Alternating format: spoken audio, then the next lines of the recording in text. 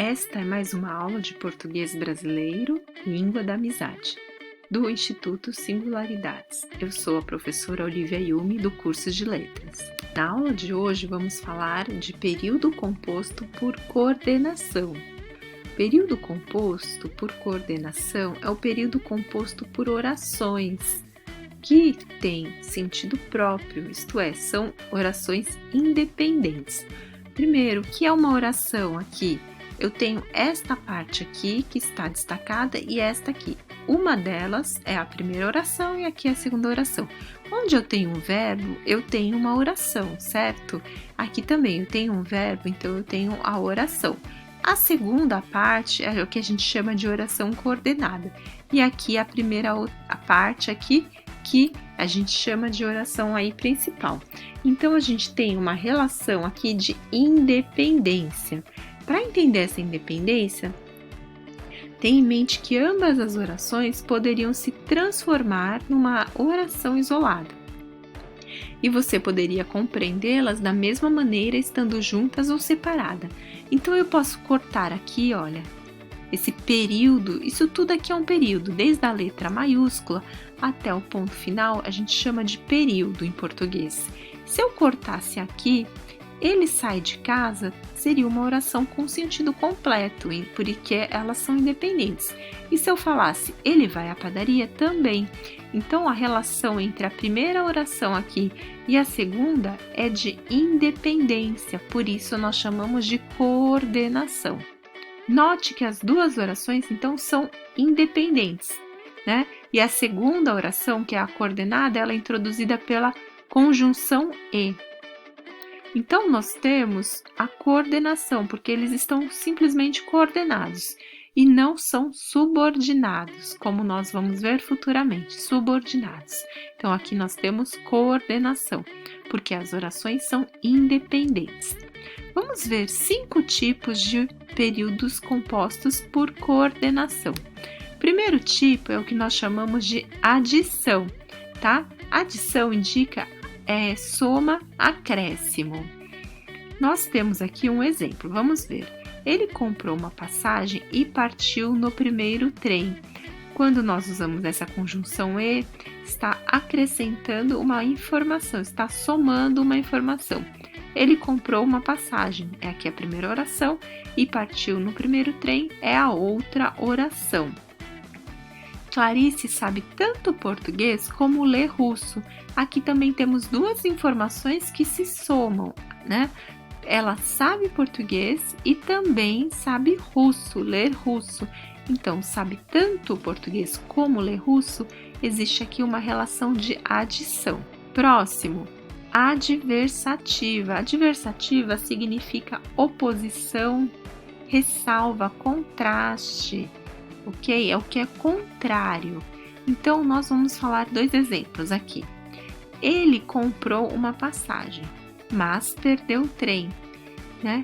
Ele comprou passagem e perdeu o trem. São 2 ideias opostas, né? Então, aqui, se eu dividisse, eu teria a relação entre as duas, né? Usando a conjunção mais, indica aqui oposição.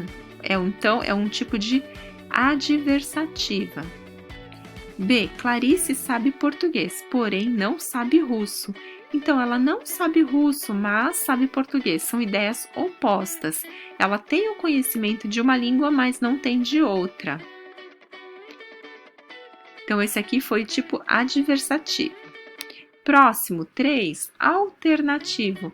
Alternativo são alternativas, opções. Então, nós vamos ver aqui um exemplo.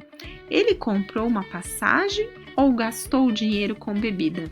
Qual foi a opção escolhida? Ele comprou uma passagem ou gastou dinheiro com bebida? Tá? Uma exclui a outra, por isso que são opções alternativas. Uma exclui a outra. Clarice fala português ou apenas entende um pouco?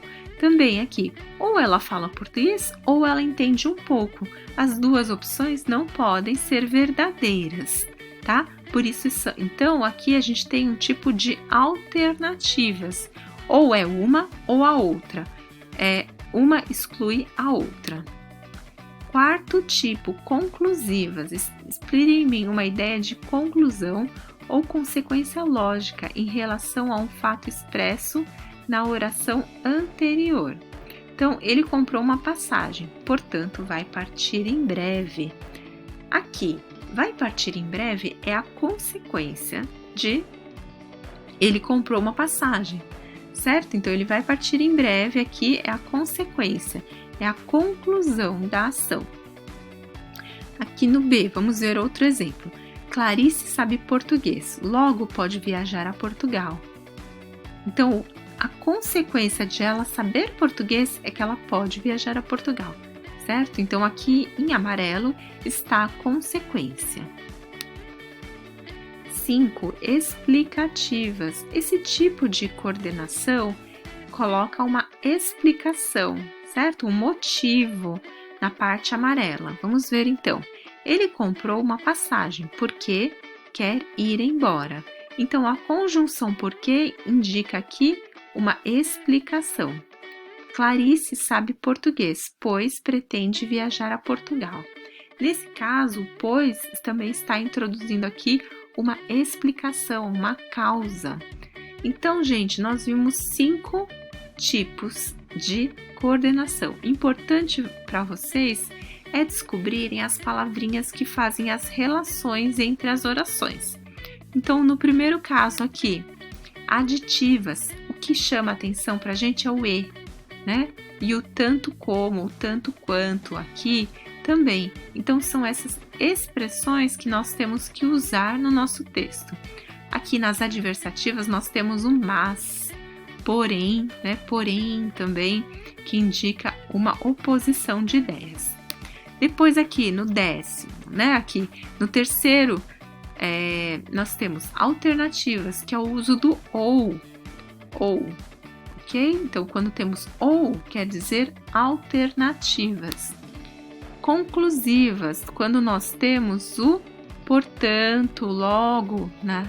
Essas palavrinhas aqui, essas conjunções que introduzem uma conclusão, uma consequência. E no último, nós vimos então o porquê e o pois, que são explicativas, e o uso dessas conjunções aqui atuam para colocar a explicação no texto. Tudo bem? Então, por hoje é só. Muito obrigada, boa aula!